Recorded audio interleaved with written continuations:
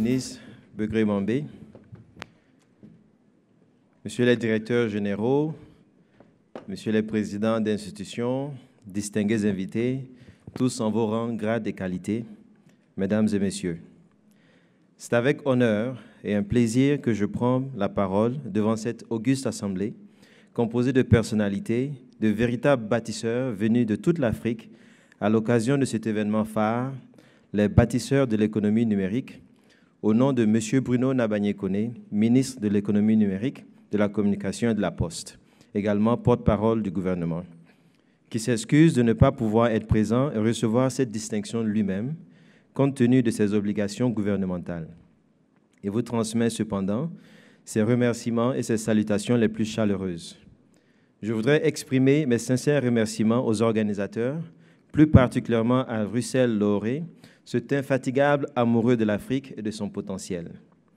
Je tiens aussi à remercier son Excellence, Monsieur le Premier ministre Amadou Gon Coulibaly, pour son haut patronage de cet événement, lui qui ne cesse de bâtir à l'ombre de son Excellence, Monsieur Alassane Ouattara, Président de la République.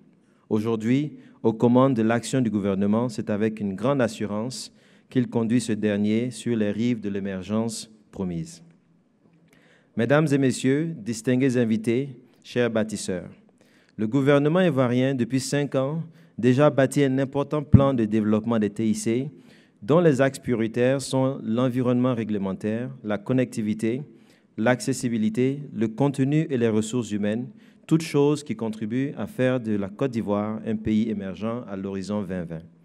Ainsi, depuis lors, nous avons travaillé à la construction d'une économie numérique forte, inclusive, porteuse de valeurs avec des acquis indéniables, à savoir un cadre réglementaire moderne, attractif et rassurant, des ressources humaines de qualité, une forte pénétration de la téléphonie mobile, dont le nombre d'abonnés aujourd'hui dépasse plus de 25 millions, et un accès à l'Internet qui se développe jour après jour avec une base d'utilisateurs de plus de 10 millions de personnes et surtout une jeunesse de plus en plus entrepreneuriale. En termes de réalisation, je veux citer quelques-unes, quoique la liste soit très longue, mais je vais juste citer quelques-unes. La mise en place dans les délais exceptionnels d'un cadre juridique et réglementaire, porteur de développement, de progrès, de sécurité et de confiance pour l'ensemble des acteurs de l'écosystème du numérique. L'introduction de la 4G, peu après la 3G, plaçant notre pays parmi les tout premiers Africains à user cette technologie qui ouvre à nos pays d'Afrique l'usage accéléré du haut débit. La mise en œuvre d'un programme de gouvernance électronique destiné à la modernisation de l'administration numérique ivoirienne.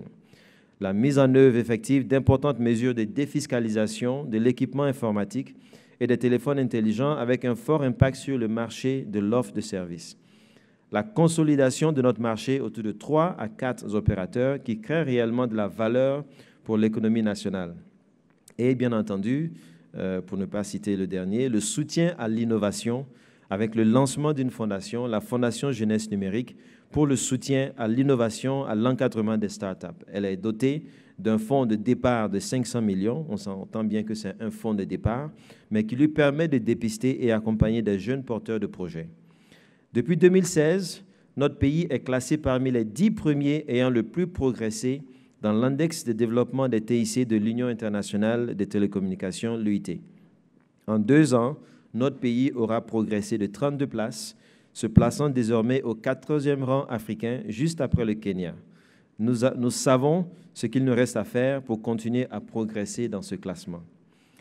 Le succès de notre économie, mesdames et messieurs, et de l'économie numérique en particulier, dépend d'une collaboration forte entre tous les acteurs de l'écosystème. Parmi ces acteurs figure en bonne place le secteur privé et plus particulièrement la jeunesse, d'où le thème d'aujourd'hui.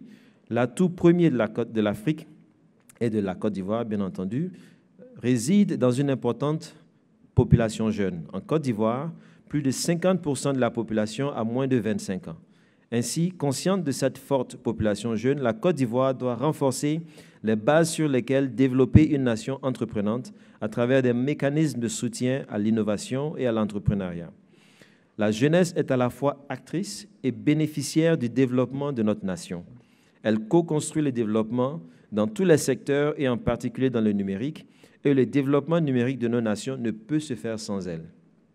La jeunesse représente ainsi le socle du développement et le futur du développement. Toute action humaine et sérieuse porte l'empreinte du futur, espace temporel dans lequel s'inscrit la jeunesse dans toute sa dimension. Notre jeunesse africaine en particulier fait corps avec le numérique et il s'agit là d'une augure qu'il nous faut encourager et organiser. L'État mettra tout en œuvre pour les accompagner tant qu'elle saura innover, créer, imaginer, organiser, entreprendre. Bref, nous devons continuer à instituer des mécanismes d'incitation des jeunes à l'innovation et l'utilisation des technologies numériques tout en transformant nos espaces de vie, ouvrir de nouveaux horizons pour le devenir de nos pays en quête de développement. Notre ambition ultime, je dirais notre leitmotiv, c'est d'appliquer une politique de développement du secteur du numérique cohérente et inclusive, créatrice de valeur et d'emplois au profit de notre nation et qui débouche sur une société qui améliore les conditions de vie de la population, de la jeunesse, par la connaissance et le savoir-faire.